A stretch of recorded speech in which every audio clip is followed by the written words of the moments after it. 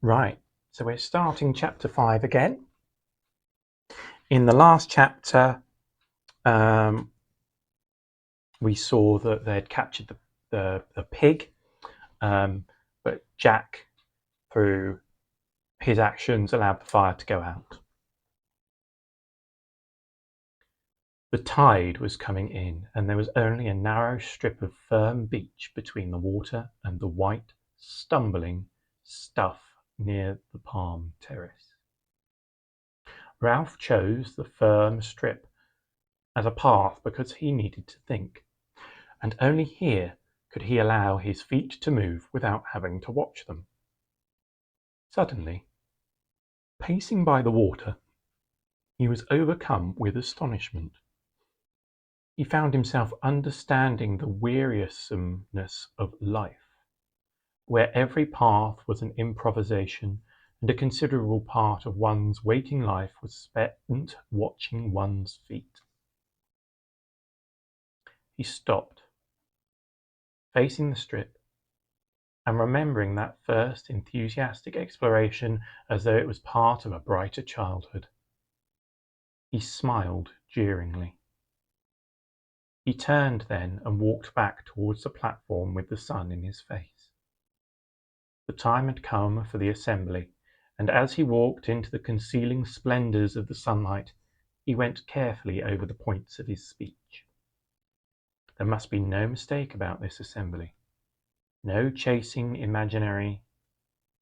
He lost himself in a maze of thoughts that were rendered vague by his lack of words to express them. Frowning, he tried again. This meeting must not be fun, but business. So there, Ralph is saying that he has to change his tack to get the power back. He has to look at not chasing the imaginary, we will get off this island, but the actual here and now. Like Jack is, in order to be able to control things, he needs to be able to get people into that survival mode. At that, he walked faster, aware all at once of urgency and the declining sun and a little wind created by his speed that breathed about his face. The wind pressed his grey shirt against his chest so that he noticed, in this new mood of comprehension, how the folds were stiff like cardboard and unpleasant. Noticed, too, how the frayed edges of his shorts were making an uncomfortable pink area on the front of his thighs. With a convulsion of the mind, Ralph discovered dirt and decay, understood how much he disliked perpetually flicking the tangled hair out of his eyes, and at last, when the sun was gone, rolling noisily to rest among dry leaves. At that, he began to trot. The beach near the bathing pool was dotted with groups of boys waiting for the assembly. They made way for him silently, conscious of his grim mood and the fault at the fire. The place of assembly in which he stood was roughly a triangle, but irregular and sketchy, like everything they made. First, there was the log on which he himself sat, a dead tree that might have once been quite exceptionally big for the platform. Perhaps one of those legendary storms of the Pacific had shifted it here. This palm trunk lay parallel to the beach, so that when Ralph sat, he faced the island, but to the boys was a darkish figure against the shimmer of the lagoon. The two sides of the triangle of which the log was base were less evenly defined. On the right was a log polished by restless seats along the top, but not so large as the chief's, and not so comfortable. On the left were four small logs. One of them, the furthest, lamentably springy. Assembly after assembly had broken up in laughter when someone had leaned too far back and the log had whipped and thrown half a dozen boys backwards into the grass. Yet now he saw no one had the wit not himself, nor Jack, nor Piggy, to bring a stone and wedge the thing, so they would continue enduring the ill-balanced twister, because, again, he lost himself in deep waters. Grass was worn away in front of each trunk, but grew tall and untrodden in the centre of the triangle. Then, at the apex, the grass was thick again because no one sat there. All around the place of assembly, the grey trunks rose, straight or leaning, and supported the low roof of leaves. On two sides was the beach, behind the lagoon, in front the darkness of the island. Ralph turned to the chief's seat. They had never had an assembly as late before. This was why the place looked so different. Normally the underside of the green roof was lit by a tangle of golden reflections, and their faces were lit upside down, like, thought Ralph, when you hold an electric torch in your hands. But now the sun was slanting in at one side, so that the shadows were where they ought to be. Again he fell into that strange mood of speculation that was so foreign to him. If faces were different when lit from above or below, what was a face? What was anything? Ralph moved impatiently. The trouble was, if you were a chief, you had to think. You had to be wise. And then the occasion slipped by so that you had to grab at a decision. This made you think, because thought was a valuable thing. That got results. Again, he's focused on results and actually seeing the power. Oh.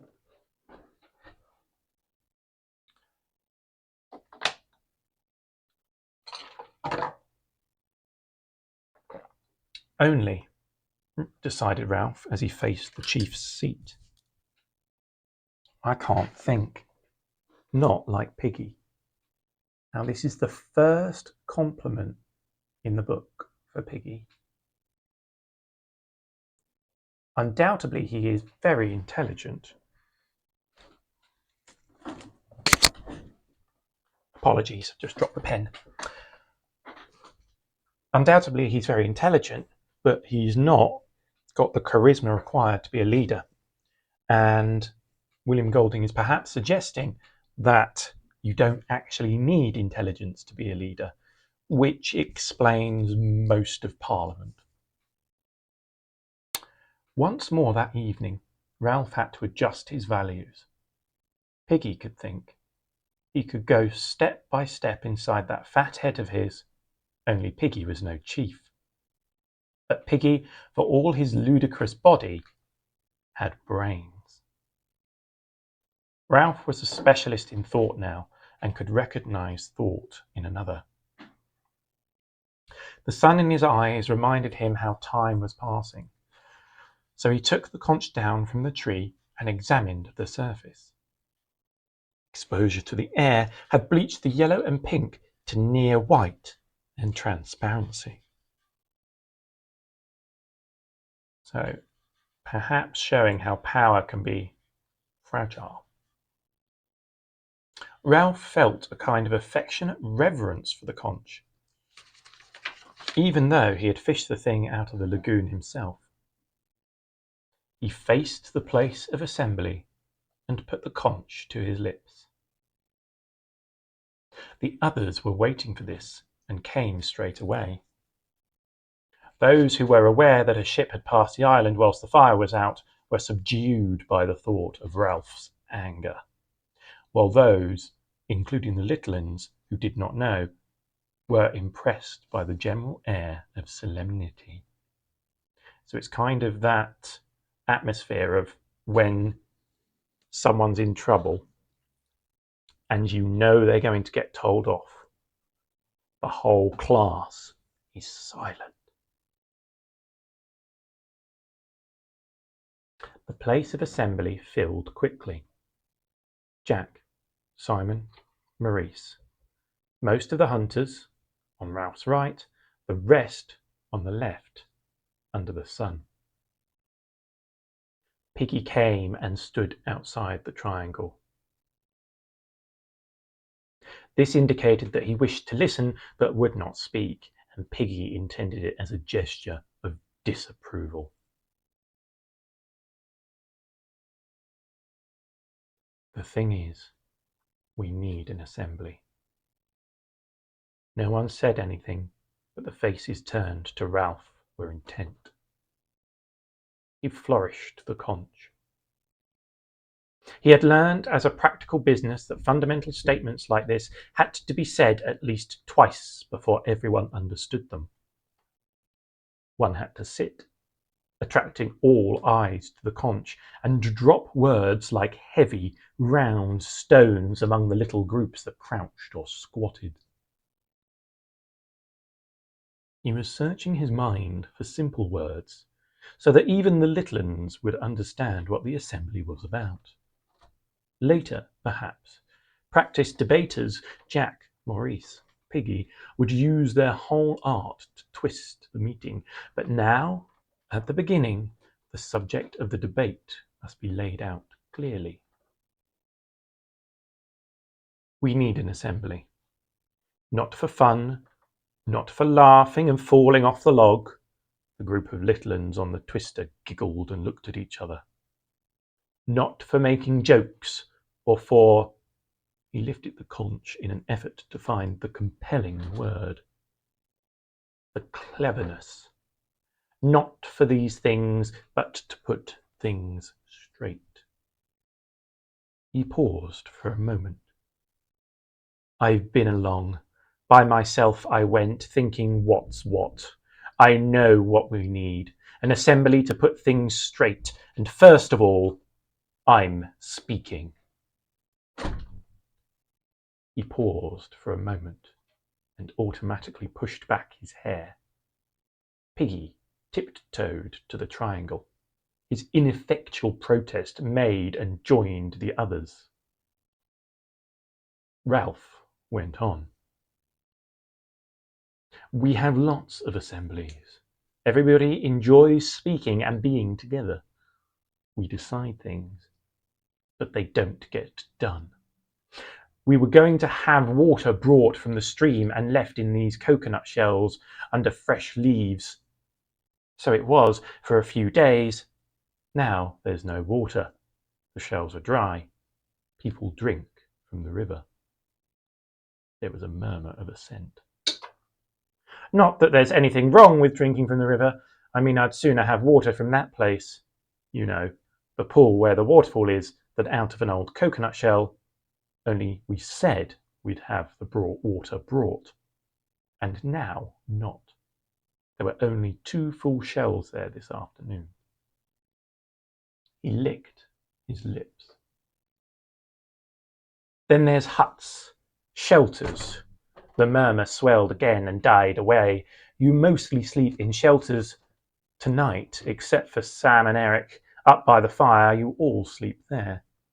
Who built the shelters? Clamour rose at once.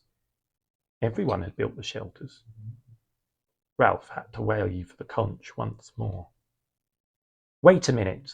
I mean, who built all 3?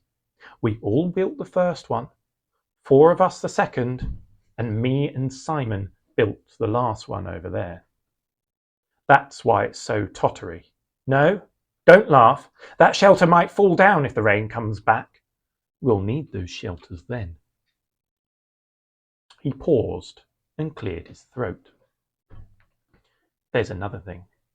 We chose those rocks right along beyond the bathing pool as a lavatory. That was sensible too. The tide cleans the place up. You little uns know about that.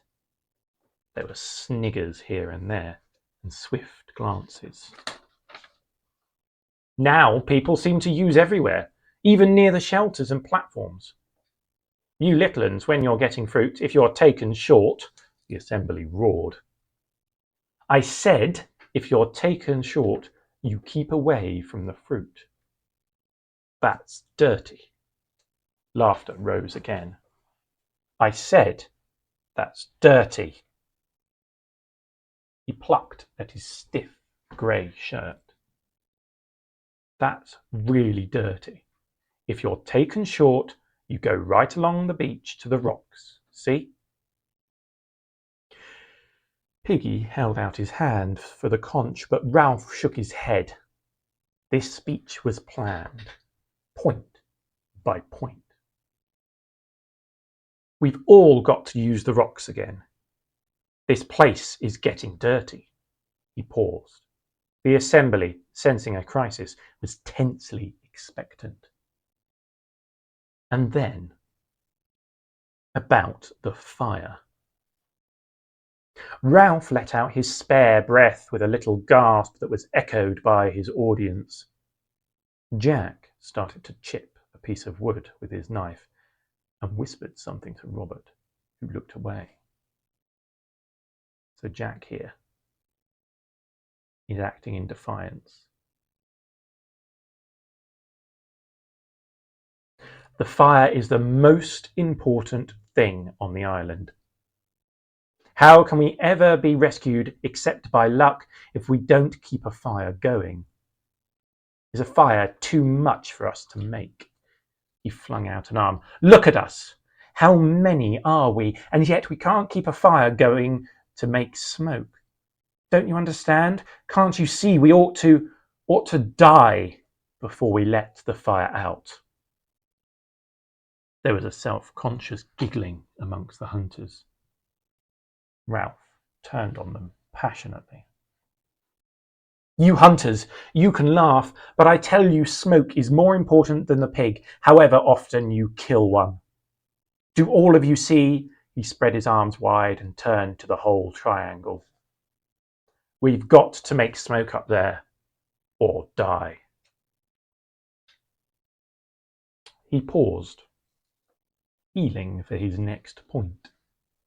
And another thing, someone called out. Too many things. There came mutters of agreement. Ralph overrode them. And another thing, we nearly set the whole island on fire, and we waste time rolling rocks and making little cooking fires. Now I say this and make it a rule because I'm chief. We won't have a fire anywhere but on the mountain. Ever. There was a row immediately. Boys stood up and shouted, and Ralph shouted back, because if you want a fire to cook fish or crab, you can jolly well go up the mountain. That way we'll be certain. Hands were reaching for the conch in the light of the setting sun. He held on and leapt on the trunk.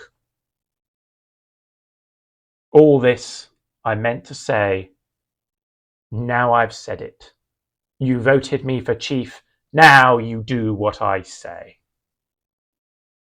They quietened slowly and at last were seated again. Ralph dropped down and spoke in his ordinary voice. So remember, the rocks for a lavatory, keep the fire going and smoke showing a signal. Don't take fire from the mountain, take your food up there.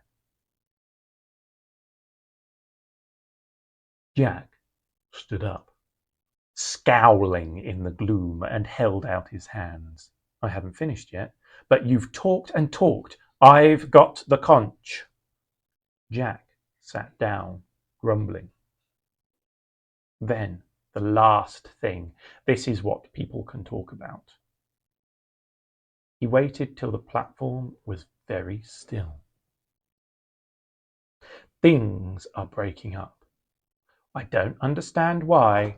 We began well, we were happy, and then he moved the conch gently, looking beyond them at nothing, remembering the beastie, the snake, the fire, the talk of fear. Then people started getting frightened. A murmur, almost a moan, rose and passed away. Jack had stopped whittling. Ralph went on abruptly. But that's little 'un's talk. We'll get that straight. So the last part, the bit we can all talk about, is kind of deciding on the fear. The hair was creeping into his eyes again. We've got to talk about this fear and decide there's nothing in it. I'm frightened myself, only sometimes. Only that's nonsense. Like bogies. Then, when we've decided, we can start again and be careful about things like fire. A picture of 3 boys walking along the beach flitted through his mind. And be happy. Ceremonially, Ralph laid the conch on the trunk beside him as a sign that the speech was over. What sunlight reached them was level. Jack stood up and took the conch. So this is a meeting to find out what's what. I'll tell you what's what.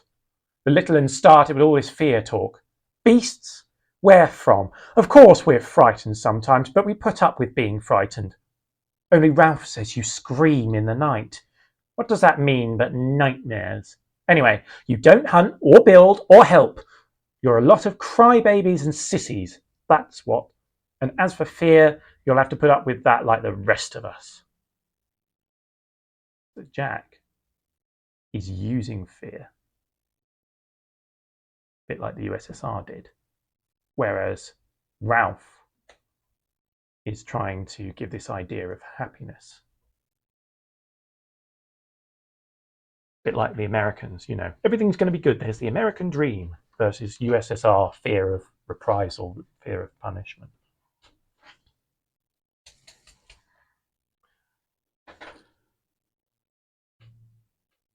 Ralph looked at Jack open-mouthed, but Jack took no notice. The thing is, fear can't hurt you any more than a dream. There aren't any beasts to be afraid of off this island. He looked along the row of whispering little 'uns. Serves you right if something did get you, you useless lot of crybabies. But there is no animal. Ralph interrupted him testily. What's all this? Who said anything about an animal? You did the other day. You said they dream and cry out. Now they talk. Not only the little 'uns, but my hunters sometimes talk of a thing, a dark thing, a beast, some sort of animal I've heard. You thought not, didn't you? Now listen. You don't get big animals on small islands. Only pigs. You only get lions and tigers in big countries like Africa and India and the zoo. I've got the conch. I'm not talking about the fear. I'm talking about the beast. Be frightened if you like, but as for the beast... Jack paused, cradling the conch, and turned to his hunters with their dirty black caps. Am I a hunter, or am I not? They nodded, simply. He was a hunter, all right. No one doubted that. Well then, I've been all over this island, by myself. If there were a beast, I'd have seen it. Be frightened because you're like that, but there is no beast in the forest. Jack handed back the conch and sat down. The whole assembly applauded him with relief. Then Piggy held out his hand. I don't agree with all Jack said, but with some. Of course there isn't a beast in the forest. How could there be? What would a beast eat? Pig. We eat pig. Piggy! I've got the conch, said Piggy indignantly. Ralph, they ought to shut up, oughtn't they? You shut up, you little 'uns. What I mean is that I don't agree about this here fear. Of course, there isn't nothing to be afraid of in the forest. Why, I've been there myself. You'll be talking about ghosts and such things next. We know what goes on, and if there's something wrong, there's someone to put it right. He took off his glasses and blinked at them. The sun had gone as if the light had been turned off. He proceeded to explain. If you get a pain in your stomach, whether it's a little one or a big one, Yours is a big one. Well, when you done laughing, perhaps we can get on with the meeting. And if them little uns climb back on the twister again, they'll only fall off in a sec. So they might as well sit on the ground and listen. No, you have doctors for everything, even the inside of your mind. You don't really mean what we've got to be frightened of all the time of nothing? Life, said Piggy expansively. It's scientific. That's what it is. In a year or two, when the war's over, they'll be travelling to Mars and back. I know there isn't no beast, not with claws and all that, I mean, but I know there isn't no fear either. Piggy paused. Unless... Ralph moved restlessly. Unless what? Unless we get frightened of people. A sound, half laugh, half jeer, rose amongst the seated boys. That's a bit of foreshadowing. Piggy ducked his head and went on hastily. So let's hear from the little un who talked about a beast, and perhaps we can show him how silly it is. The little uns began to jabber amongst themselves. Then one stood forward. What's your name? Phil. For a little un, he was self-confident, holding out his hands, cradling the conch as Ralph did, looking round at them to collect their attention before he spoke. Last night I had a dream, a horrid dream, fighting with things. I was outside the shelter by myself, fighting with things, those twisty things in trees. He paused, and the little uns laughed in horrified sympathy. Whoops. Then I was frightened, and I woke up, and I was outside the shelter by myself in the dark, and the twisty things had gone away. The vivid horror of this, so possible and so nakedly terrifying, held them all silent. The child's voice went piping on from behind the white conch. And I was frightened and started to call out for Ralph, and then I saw something moving in the trees. Something big and horrid. He paused, half frightened by his recollection, yet proud of the sensation he was creating. That was a nightmare, said Ralph. He was walking in his sleep. The assembly murmured in subdued agreement. The little un shook his head stubbornly. I was asleep when the twisty things were fighting, and when they went away, I was awake, and I saw something big and horrid moving in the trees. Ralph held out his hands for the conch, and the little un sat down. You were asleep. There wasn't anyone there. How could there be? How could anyone be wandering around in the forest at night? Was anyone? Did anyone go out? There was a long pause whilst the assembly grinned at the thought of anyone going out in the darkness. Then Simon stood up, and Ralph looked at him in astonishment. You! What were you mucking about in the dark for? Simon grabbed the conch convulsively. I wanted to go to a place I know. What place? Just a place I know, a place in the jungle. He hesitated. Jack settled the question for them with that contempt in his voice that could sound so funny and so final. He was taken short, with a feeling of humiliation on Simon's behalf. Ralph took back the conch, looking Simon sternly in the face as he did so. Well, don't do it again, understand? Not at night. There's enough silly talk about beasts without the little uns seeing you gliding about like a... The derisive laughter that rose had fear in it, and condemnation. Simon opened his mouth to speak, but Ralph had the conch, so he backed to his seat. When the assembly was silent, Ralph turned to Piggy. Well, Piggy? There was another one. Him. The little uns pushed Percival forwards, then left him by himself. He stood knee-deep in the central grass, looking at his hidden feet, trying to pretend he was in a tent. Ralph remembered another small boy who had stood like this, and he flinched away from the memory. He had pushed the thought down and out of sight, where only some positive reminder like this could bring it to the surface. So Percival and his cousin, the mulberry-faced kid who died in the fire.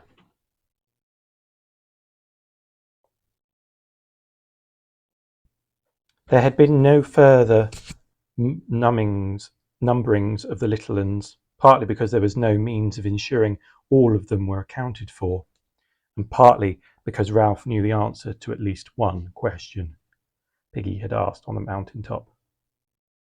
There were little boys, fair, dark, freckled, and all dirty, but their faces were all dreadfully free of major blemishes. No one had seen the mulberry-coloured birthmark again. But that time Piggy had coaxed and bullied, tacitly admitting that he remembered the unmentionable. Ralph nodded to Piggy. Go on, ask him. Piggy knelt, holding the conch. Now then, what's your name? The small boy twisted away into his tent. Piggy turned helplessly to Ralph, who spoke sharply. What's your name? Tormented by the silence and the refusal, the assembly broke into a chant. What's your name? What's your name? Quiet! Ralph peered at the child in the twilight. Now tell us, what's your name? Percival Wemyss Madison. The vicarage, Harcourt Street, Anthony. Hants, telephone, as if this information was rooted far down in the springs of sorrow, little un wept. His face puckered, the tears leapt from his eyes. His mouth opened till they could see a square black hole. At first he was a silent effigy of sorrow, but then the lamentation rose out of him, loud and as sustained as the conch. So this is a reminder of civilization.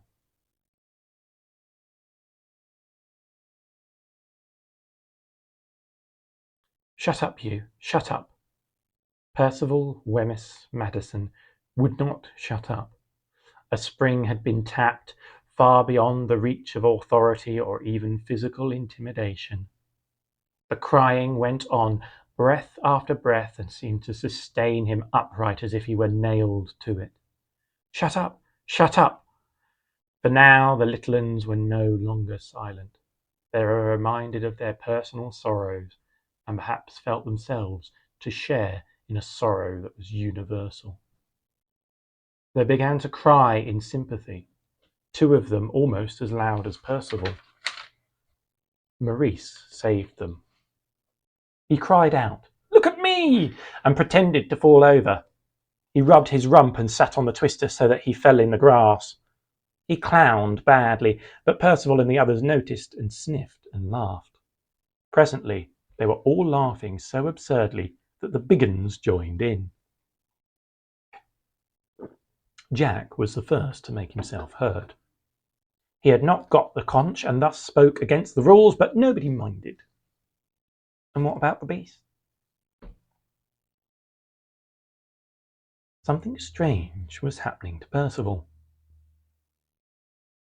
He yawned and staggered so that Jack seized and shook him. Where does the beast live? Percival sagged in Jack's grip. That's a clever beast, said Piggy, jeering, if it can hide on this island. Jack's been everywhere. Where could a beast live? Beast my foot.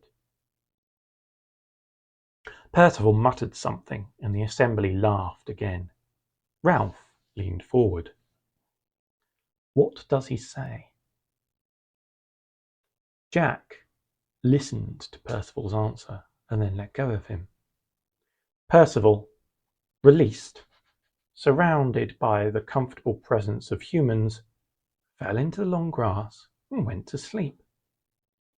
Jack cleared his throat and then reported casually, "He says the beast comes out of the sea." The last laugh died away.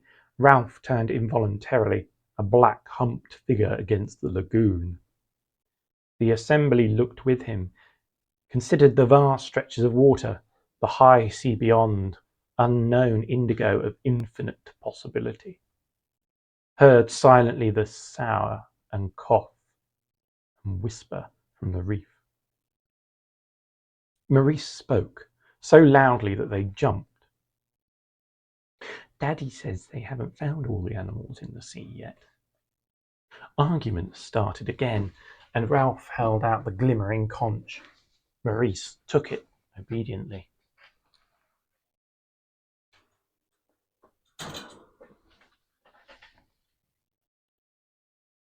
The meeting subsided. I mean, when Jack says you can be frightened because people are frightened anyway, that's all right. But when he says there's only pigs on this island, I expect he's right, but he doesn't look... No, not really. Not certainly, I mean. Maurice took a breath. My daddy says there's things, what do you call them? Make that ink. Squids that are hundreds of yards long and eat whales whole. He paused again and laughed gaily. I don't believe in the beast, of course. As Piggy says, life's scientific. But we don't know, do we? Not certainly, I mean. Someone shouted. A squid couldn't come up out of the water. Could, couldn't. In a moment, the platform was full of arguing, gesticulating shadows.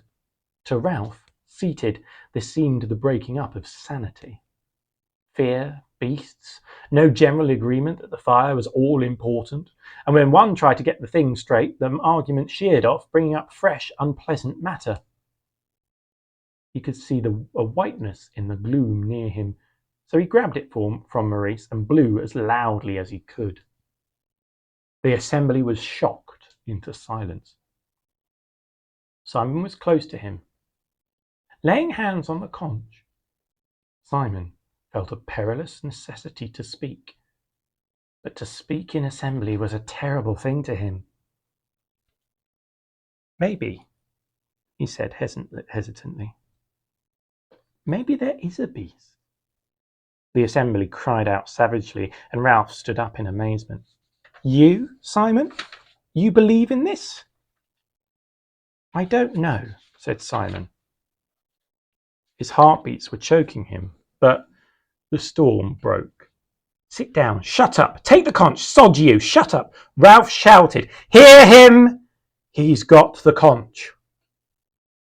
What I mean is, maybe it's only us. Nuts! That was from Piggy, shocked out of decorum. Simon went on. We could be sort of... Simon became inarticulate in his efforts to express mankind's essential illness. Inspiration came to him. What's the dirtiest thing there is? As an answer, Jack dropped into an uncomprehending silence that followed it, the one crude, expressive syllable.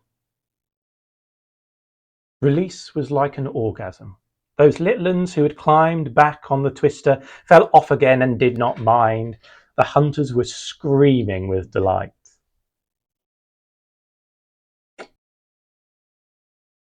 Simon's effort fell about him in ruins. The laughter beat him cruelly, and he shrank away, defenceless, to his seat. At last the assembly was silent again. Someone spoke out of turn. Maybe he means it's some sort of ghost. Ralph lifted the conch and peered into the gloom. The nearest thing was the pale beach. Surely the little uns were nearer. Yes, there was no doubt about it. They were huddled into a tight knot of bodies in the central grass. A flurry of wind made the palms talk, and the noise seemed very loud, now that darkness and silence made it so noticeable. Two grey trunks rubbed each other with an evil squeaking that no one had noticed by day. Piggy took the conch out of his hands. His voice was indignant. I don't believe in no ghosts. Ever. Jack was up too, unaccountably angry. Who cares what you believe, fatty? I got the conch. There was the sound of a brief tussle, and the conch moved to and fro. You gimme the conch back! Ralph pushed between them and got a thump on the chest.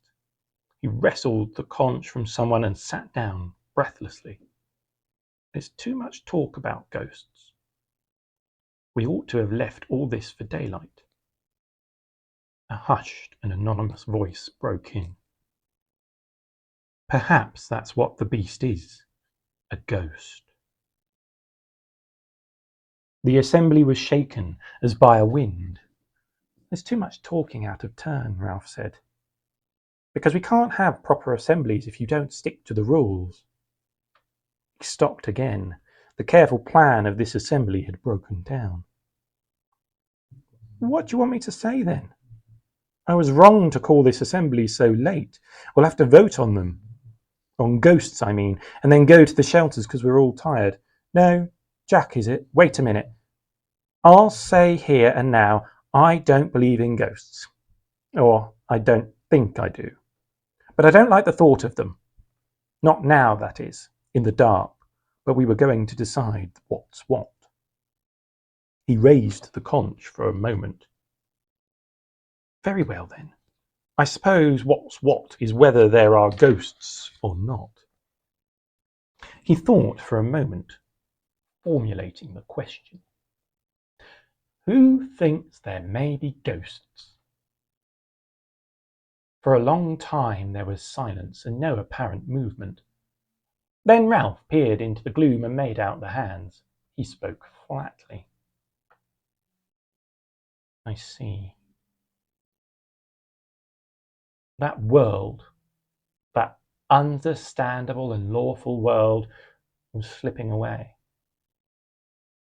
Once there was this and that, and now, and the ship had gone.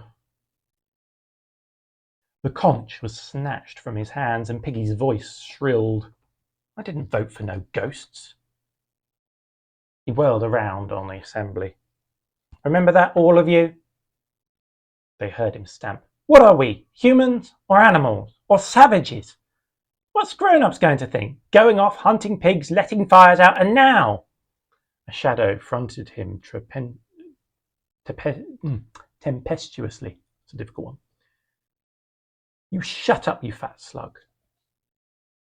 So even though ghosts don't exist, they had voted for ghosts.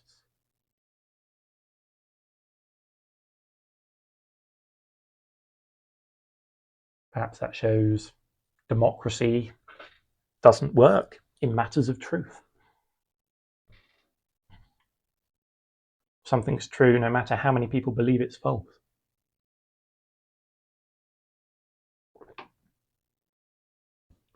There was a moment's struggle, and the glimmering conch jigged up and down. Ralph leapt to his feet. Jack! Jack! You haven't got the conch. Let him speak. Jack's face swam near him. And you shut up. Who are you, anyway, sitting there telling people what to do? You can't hunt. You can't sing. I'm chief. I was chosen. Why should choosing make any difference? Just giving orders that don't make any sense. Piggy's got the conch. That's right. Favour Piggy as you always do. Jack! Jack's voice sounded in bitter mimicry. Jack! Jack! The rules, shouted Ralph. You're breaking the rules. Who cares? Ralph summoned his wits. "Because the rules are the only thing we've got!" But Jack was shouting against him. "Bollocks to the rules! We're strong! We hunt!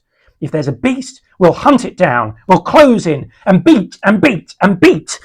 Gave a wild whoop and leapt down to the pale sand. At once the platform was full of noise and excitement, scrambling, screams and laughter. The assembly shredded away, became a discursive and random scatter from the palms to the water and away along the beach beyond night sight. Ralph found his cheek touching the conch and took it from Piggy. "What's grown-ups going to say?" cried Piggy again. "Look at 'em!" The sound of mocked haunting, hysterical laughter and real terror came from the beach. "Blow the conch, Ralph." Piggy was so close that Ralph could see the glint of his one glass. "There's the fire. Can't they see?" "You've got to be tough now. Make 'em do what you want." Ralph answered in the cautious voice of one who rehearses a theorem. "If I blow the conch and they don't come back, then we've had it. We shan't keep the fire going. We'll be like animals. We'll never be rescued. If you don't blow the conch, we'll soon be animals anyway. I can't see what they're doing, but I can hear." The dispersed figures had come together on the sand and were a dense black mass that revolted. Very similar to the bats that had been described in the first. They were chanting something, and little uns that had had enough were staggering away, howling. Ralph raised the conch to his lips and then lowered it. "The trouble is, are there ghosts, Piggy? Or beasts?" "Of course there aren't." "Why not?" "'Cause things wouldn't make sense. Houses and streets and TV, they wouldn't work." The dancing, chanting boys had worked themselves away till their sound was nothing but a wordless rhythm. "But suppose they don't make sense. Not here on this island. Supposing things are watching us and waiting." Ralph shuddered violently and moved closer to Piggy, so that they bumped frighteningly. "You stop talking like that. We've got enough trouble, Ralph, and I've had as much as I can stand. If there is ghosts, I ought to give up being chief. Hear them." "Oh, Lord, oh no!" Piggy gripped Ralph's arm. "If Jack was chief, we'd have us all off hunting and no fire. We'd be here until we died." His voice ran up to a squeak. "Who's that sitting there?" "Me. Simon." "Fat lot of good are we," said Ralph. "3 blind mice." "I'll give up." "If you give up," said Piggy in an appalled whisper, "what'd happen to me?" "Nothing. He hates me. I don't know why. If he could do what he wanted, you're all right. He respects you. Besides, you'd hit him. You were having a nice fight with him just now." "I had the conch," said Piggy simply. "I had a right to speak." Simon stirred in the dark. "Go on being chief." "You shut up, young Simon. Why couldn't you say there wasn't a beast?" "I'm scared of him," said Piggy. "And that's why I know him. If you're scared of someone, you hate him, but you can't stop thinking about him. You kid yourself he's all right, really, and then when you see him again, it's like asthma, and you can't breathe. I'll tell you what, he hates you too, Ralph." "Me? Why me?" "I don't know. You got him over the fire, and you're chief, and he isn't." "But he's Jack Merridew." "I've been in bed so much I've done some thinking. I know about people. I know about me and him. He can't hurt you, but if you stand out of the way, he'll hurt the next thing. And that's me." Piggy's right, Ralph. There's you and Jack. Go on being chief. We're all drifting and things are going rotten. At home there was always a grown-up. Please, sir, please, miss. And then you got an answer. How I wish. Wish my auntie was here. I wish my father. Oh, what's the use? Keep the fire going. The dance was over and the hunters were going back to the shelters. Grown-ups know things, said Piggy. They ain't afraid of the dark. They'd meet and have tea and discuss. Then things'd be all right. They wouldn't set fire to the island or lose. They'd build a ship. The three boys stood in the darkness, striving unsuccessfully to convey the majesty of adult life. They wouldn't quarrel or break my specs or talk about a beast. If only they could get a message to us, cried Ralph desperately. If only they could send us something grown up, a sign or something. A thin wail out of the darkness chilled them and set them grabbing for each other. Then the wail rose, remote and unearthly, and turned into inarticulate gibbering. Percival Wemyss Madison, of the vicarage, Harcourt Street, Anthony, lying in the long grass, was living through circumstances in which the incantation of his address was powerless to help him. So here they're looking at what adults should be to children, but actually that adult world is very much, USSR used false truths. Think of Chernobyl. They tried to hide that for as much as possible. No, it's not a radiological thing. Yeah, a load of our people are dying, but no, it's nothing to worry about. The USA, using democracy. But democracy can lead to false truths. And it can also lead to a leader without power.